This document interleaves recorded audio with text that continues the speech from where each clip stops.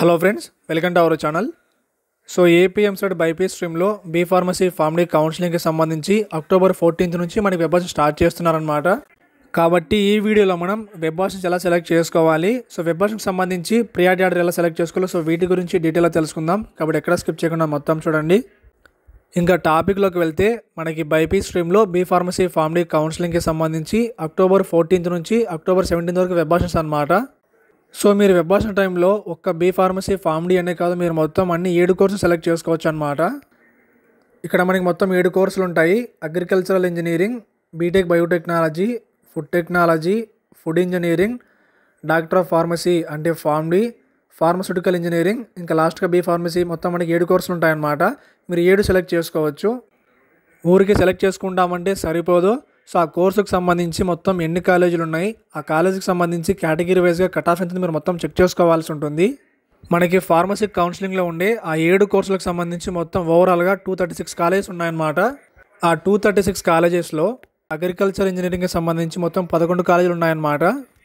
BTech బయోటెక్నాలజీకి సంబంధించి మొత్తం 2 కాలేజీలు ఉన్నాయి. ఫుడ్ టెక్నాలజీకి సంబంధించి 1 కాలేజ్ ఉంది. ఫుడ్ ఇంజనీరింగ్కి సంబంధించి 1 కాలేజ్ ఉంది. ఫార్మాస్యూటికల్ ఇంజనీరింగ్కి సంబంధించి 1 కాలేజ్ ఉంది. డాక్టర్ ఆఫ్ ఫార్మసీ అంటే ఫార్మడీకి సంబంధించి మొత్తం 73 కాలేజీలు ఉన్నాయి. ఇంకా లాస్ట్గా బీ ఫార్మసీకి సంబంధించి మొత్తం 147 కాలేజీలు ఉన్నాయి. సో మీరు ఇంకా ఫర్దర్గా చేయాల్సింది ఏంటంటే వెబ్సైట్ ఓపెన్ చేసి వెబ్సైట్లో మనకి ఈ విధంగా ఉంటుంది. So last year cut off rank అని చెప్పేసి ఉంటుంది. మీరు అది క్లిక్ చేయండి. అక్కడ క్లిక్ చేస్తే సో మొత్తం మనకి అన్ని కాలేజీలకు సంబంధించి ఆ కాలేజీలో ఉండే కోర్సులకు సంబంధించి కట్ ఆఫ్ అయితే ఉంటుంది. అది కూడా మనకి నీట్గా కేటగిరీ వైజ్గా ఉంటుందన్నమాట. కాబట్టి మీ ర్యాంకును బట్టి మీకు ఎంత ర్యాంక్ వచ్చింది, మీ కేటగిరీ ర్యాంక్ ఏంటి, అసలు ఆ కాలేజీలో కట్ ఆఫ్ ఎంత ఉందో మీరు మొత్తం చెక్ చేసుకోండి.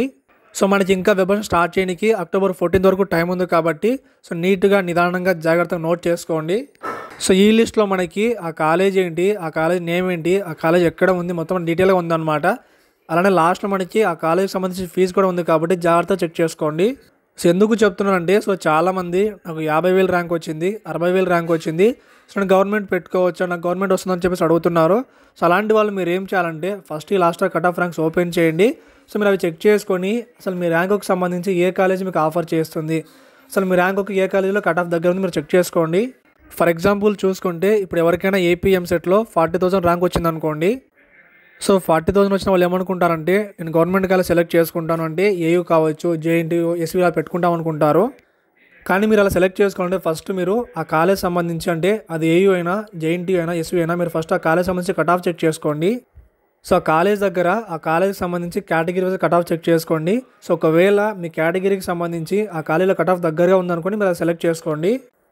అంతేకాని మీ ర్యాంకుకు కాలేజీకి సంబంధం లేకుండా అసలు సెలెక్ట్ చేసుకోవద్దు. సో ఏపీఎంసెట్లో 10,000 లోపు ర్యాంక్ వచ్చిన వాళ్ళకి ఏయూలో ఛాన్స్ ఉంటుంది. 15K లోపు వచ్చిన వాళ్ళకి జేఎన్టీయూకి అలానే ఎస్వీలో ఛాన్స్ ఉంటుంది.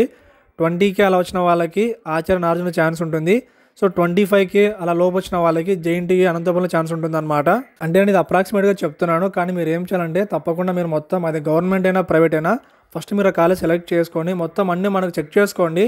సో మనకి అన్నీ కూడా ఆల్ఫాబెటికల్ ఆర్డర్లు ఉన్నాయి. కాబట్టి మీకు దగ్గరలో ఏ కాలేజ్ ఉంది, మీరు ఏ కాలేజ్ కావాలనుకుంటారో మొత్తం ఆ కాలేజ్ సెలెక్ట్ చేసుకొని సో దానికి సంబంధించి కట్ ఆఫ్ చెక్ చేసుకోండి. కట్ ఆఫ్ చెక్ చేసుకుని ఒక బుక్ తీసుకొని ఒక పేపర్లో నీట్గా అన్నీ రాసుకోండి. రాసుకున్న తర్వాత మొత్తం అన్నీ చెక్ చేసుకొని మీకు ఏ కాలేజ్ కావాలి, మీకు ఏ కాలేజ్ నచ్చిందో సో మీకు నచ్చినట్టు ఆర్డర్ సెట్ చేసుకోండి. సెట్ చేసుకుని సో దాని ప్రకారం మీరు ఆప్షన్ సెలెక్ట్ చేసుకోండి. అంతేకాని మీకు సంబంధం లేకుండా అంటే మీకు ఎక్కువ ర్యాంక్ వచ్చినా మీకు గవర్నమెంట్ కాలేజ్ కావాలి, టాప్ ప్రైవేట్ కాలేజ్ కావాలని మాత్రం అనుకోవద్దు. ఎందుకు ఇలా చెప్తున్నానంటే మీకు 40,000, 50,000 ర్యాంక్ వచ్చి మీరు ఓన్లీ గవర్నమెంట్ మాత్రమే పెడితే మీకు అసలు సీటే రాదనమాట. అలాంటప్పుడు మీకు ఫస్ట్ ఫేజ్ కౌన్సిలింగ్ మొత్తం వేస్ట్ అయిపోతుంది. కాబట్టి సో మీ ర్యాంకుకు తగినట్టు మాత్రమే కాలేజ్ సెలెక్ట్ చేసుకోండి. సో ఎక్కువ ర్యాంక్ వచ్చిన వాళ్ళు మీరు ఏం చేస్తారంటే సో ఫస్ట్ మీరు మొత్తం అన్ని ప్రైవేట్ పెట్టుకోండి. సో ప్రైవేట్ పెట్టుకొని తర్వాత గవర్నమెంట్ సెలెక్ట్ చేసుకోండి. ఎందుకంటే ఒకవేళ మీ లక్ బాగుందంటే గవర్నమెంట్ రావచ్చు, లేదంటే ప్రైవేట్ వస్తుంది అనమాట. కాబట్టి మీరు పెట్టుకోవడం అయితే మొత్తం అన్నీ పెట్టుకోవచ్చు, అన్ని కాలేజీలు పెట్టుకోవచ్చు.